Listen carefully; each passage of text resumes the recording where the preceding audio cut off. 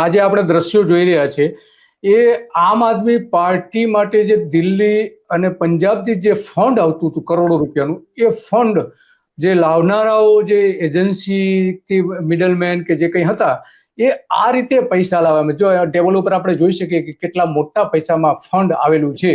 તો આ એક રાજકીય પક્ષ હમણાં ગઈકાલે જ આ બધું આખું ઓપરેશન ચૂંટણી રાજ્ય ચૂંટણી પંચની અંડરમાં જે આવતા તંત્ર છે એ તંત્ર દ્વારા કરવામાં આવ્યું હતું.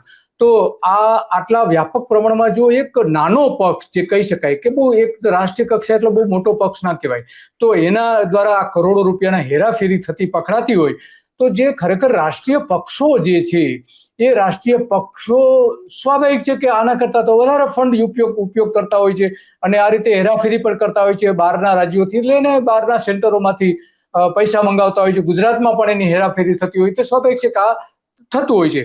તો આ રાજકીય પક્ષો એને જે ચૂંટણી ફંડની હેરાફેરી કરે છે તો એના પર ચૂંટણી પંચનું નિયંત્રણ હોય છે, છતાં પણ કેમ પગલા નથી લેવાતા? હમણાં જ આનંદીબેન પટેલે 2 દિવસ પહેલા જ ઉત્તર પ્રદેશમાં એવું કહ્યું હતું કે મારો ખર્ચ જે ચૂંટણી ખર્ચ છે એટલે કે વિધાયક તરીકે 15 થી 25 લાખ રૂપિયાની વચ્ચે આવતો હતો. શરૂઆતમાં કદાચ 15 લાખ હશે, પછી 25 લાખ થયો હશે, એવું એમણે જાહેરમાં સ્ટેટમેન્ટ આપ્યું હતું. અને પછી એમણે એવું કહ્યું